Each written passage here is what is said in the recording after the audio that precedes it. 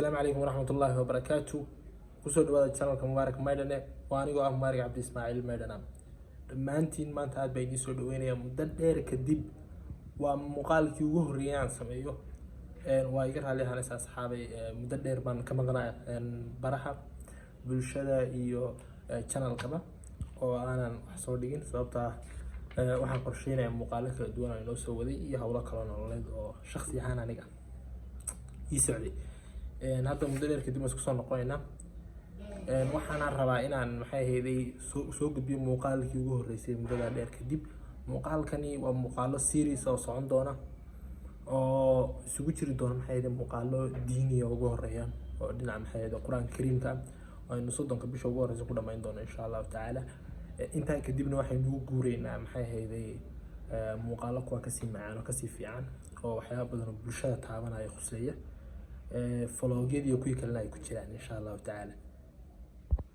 كاسوات تاس طلبات ربنا نديش بحويان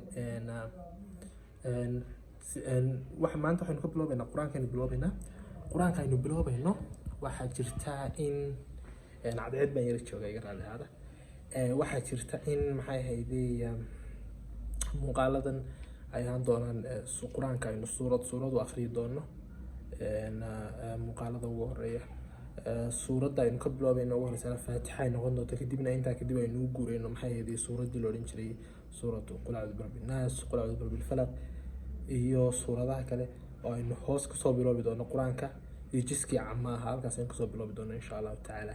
taas way qorshahaygu qorshahaasana rabaa insha Allah taala inaan maalmaha soo socdo gudaheeda aynu fulino.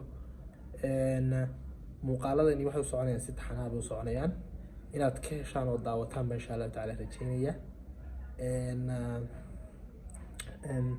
marka tan waa muuqaalka introduction-ka series-ka ugu horeeya quraanka ku saabsan quraanka kariimka aan ku akhriyo doono oo aan idinku introduce karaynayo mashruucan cusub aan idinku sheegayo halkan muuqaalka ugu horeeya.